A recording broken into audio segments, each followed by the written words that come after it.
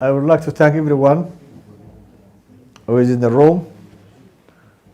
Of you who don't know, I am from Somaliland, the newest country in the world, which have received a formal recognition from Israel on 26 December. madaxweyne ciro su'aalaha sitii ugu horreysay ka jawaabay ayaa waxa uu yidhi anigu waxaan ka imi Somaliland oo ah meel degan oo dimuqraadi ah oo hadda aqoonsi haysata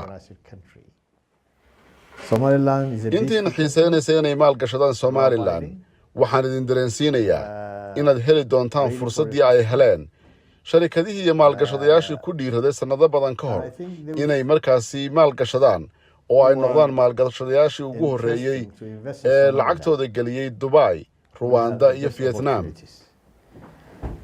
Like those who took the risk before 30 years to invest in Dubai, to invest in Rwanda, to invest in Vietnam. kadibna ka faa'iiday fursad cajiibana ka helay taasi mid la mid ah oo weliba ka sii cajiibsan oo aad ka dhargi doontaan ayaad ka heli doontaan haddii aad ku dhiirataan inaad noqotaan maalgashadayaashii ugu horreeyey ee Somaliland maalgeliya. We are a resourceful country in agriculture, in livestock, in minerals, in tourism and entertainment, in marine waxaanu ku resources. naallaa meel aad u istaraatiijiga waxaananu haysanaa khayraad kala duwan oo badan oo isugu jira dhinaca macdanta dalxiiska khayraadka badda gaaska amaba shidaalka iyo macdano kale iyo sidoo kale khayraad kale oo badan kaasi oo aad ka heli doontaan faa'iido ballaaran. Multi-billion-dollar investments in Somaliland, and I think you will have the same opportunity for those who have invested in Rwanda or Dubai or Vietnam. Beyond the recognition from Israel, and I'm not speaking historically, but what makes aqoonsiga ka sakow Somaliland tick today? qofka aan hore u ogeyn in tayada terms of khayraadka Somaliland functionality, and maxaad what are ugu the sharxi key kartaa ayaa sectors la that weydiiyey you're madaxweynaha looking to Somaliland attract investment? waxaana uu yidhi I can say every sector, those who have interested is available, but key sectors are livestock. We can be a meat basket for the whole world. waxaan haysanaa khayraadka xoolaha oo ku filan qaybo badan oo dunida ah waxaanu leenahay macdano qaali ah 3 to 4 million livestock. kuwaasoo aanu dhoofino sanadkiiba ilaa 3-4 milyan oo neef oo xoolo ah oo badankooda loo dhoofiyo waddanka Sacuudi Arabiya xilliga xajka. Resources are available. waxaa sidoo kale aanu leenahay macdano qaali ah oo dunidu aad ugu baahan tahay gaar ahaana warshadaha wax soo saarka waxaanu leenahay gaas iyo shidaal dhan kastaba waxaa diyaar ah khayraad laga faa'iidaysan karo waana meel degan oo la isku halayn karo. In every aspect, we are suitable for an investment. waxaa kaloo la weydiiyey maxaa sabab u ah amaba isku haya amniga iyo wadajirka Somaliland sirtu maxay What are tahay. the ingredients there, President? Well, our people has traditionally a local means to solve all issues, unlike other parties in the region.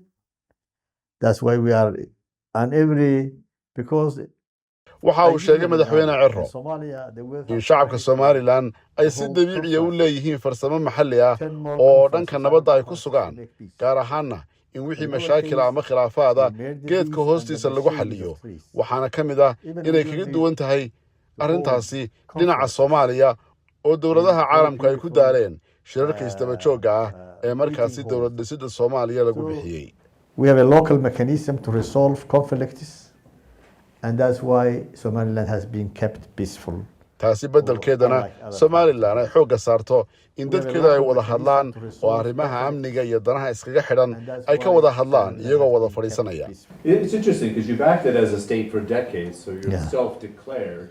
Are you now explicitly waxaa kaloo la calling on weydiiyey fariinta uu u international dirayo leaders hogaamiyaasha caalamka ee ku sugan magaalada Davos ee waddankaasi Switzerland. What are the hopes for that? isagoo arrintaasi ka jawaabaya madaxweynaha Somaliland waxa uu sheegay isagoo sifeynaya Somaliland We are a peaceful country. We are a democratic country who make elections unlike other parts of the region. Somaliland for over 30 years, I'm the 6th president. I came by election. inay tahay dal dimuqraadi ah oo xukunka doorasho lagula kala wareego waana midda ay kaga duwan tahay dalalka dariska la ee Geeska Afrika. Waxa uu yidhi Somaliland waxay buuxisay shuruudihii dalnimo sidaas darteedna hogaamiyaasha caalamka waxaan ka codsanayaa inay ajiibaan aqoonsiga Somaliland oo ay xaqeeda siiyaan. We have fulfilled all the criteria for becoming a country. Su'aal kale oo la weydiiyey ayaa u dhignayd sidee ayaa aqoonsiga Somaliland uu noqon karaa mid wax ku kordhiya xasiloonida gobolka oo aan xaalka uga sii darin xasaradna aan keenin. Recognition would provide stability, not instability. Well, I think many countries of the world are making relations with Somaliland despite our lack of recognition. Madaxweyne Ciro waxa uu sheegay in Somaliland aqoonsiga ka horba ay mas'uul ahayd oo ay qayb ka ahayd amniga iyo xasiloonida gobolka Geeska Afrika.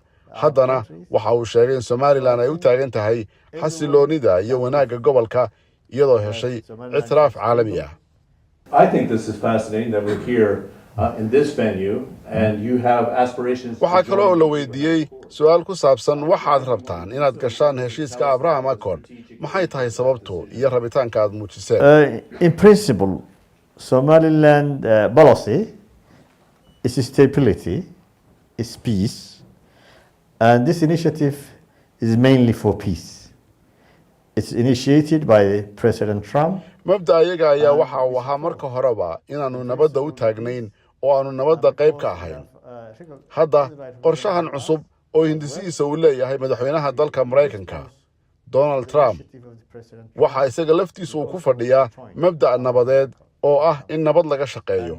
Waanu soo dhaweynaynaa qorshahaasi uu wado madaxweyne Trump ee loo yaqaan Abraham Accord. Sidoo kale Israa'iil aqoonsi ayay u fidisay Somaliland.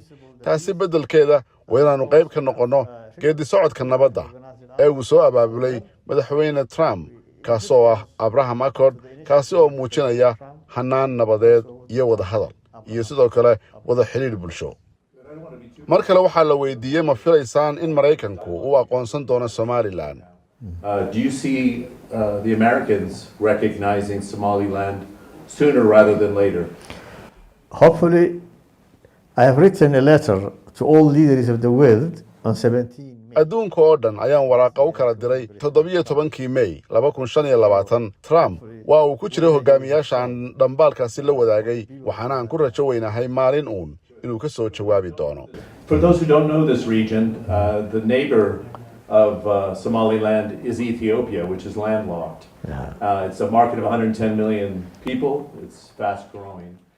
Waxaad daris la tihiin Ethiopia sidee ayaad uga faa'iideysan kartaan inay suuqyada caalamka u gaadho iyadoo isticmaalaysa dekedda Berbera maadaama waddanka Ethiopia uu yahay mid ay ku nool yihiin shucuub fara badan oo wax dhoofiyo waxna la soo degaa. Well, we have a very good, friendly and cordial relations with Ethiopia, including trade and security partnership with Ethiopia.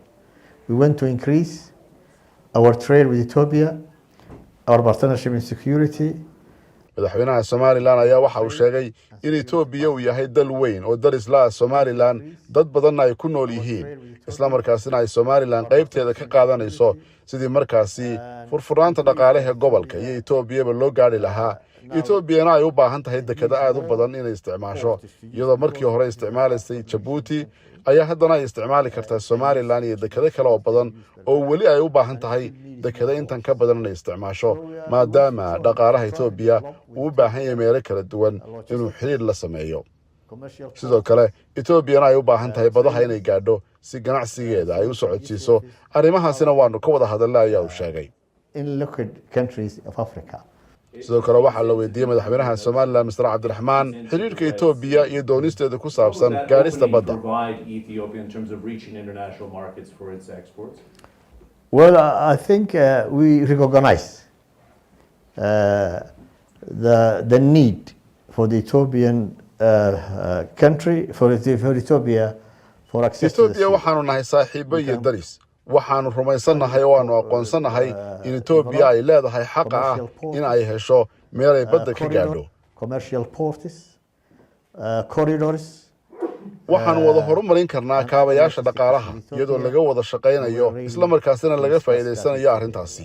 As an example to how do you provide, financial security and controls over the investment, and what has actually happened since the Berber report was.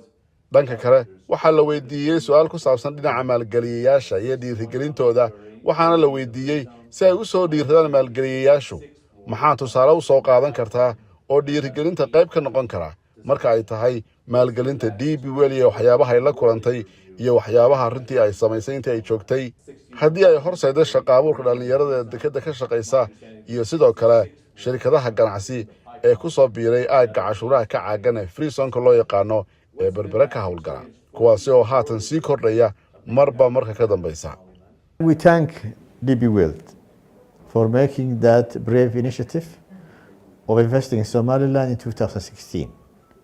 And also we thank to the British investment company who also madaxweyne cabdiraxmaan waxa uu mahad celiyey DP World oo uu sheegay inay go'aan geesinimada ku qaadatay maalgelinta Somaliland sanadkii 2016 iyo sidoo kale in sharikadda maalgelinta ee dowladda Ingiriiska oo iyaduna saami ku leh maalgelinta DP World taasina waxay caddayn u tahay buu yidhi Somaliland inay tahay meel la maalgashan karo oo la isku halayn karo.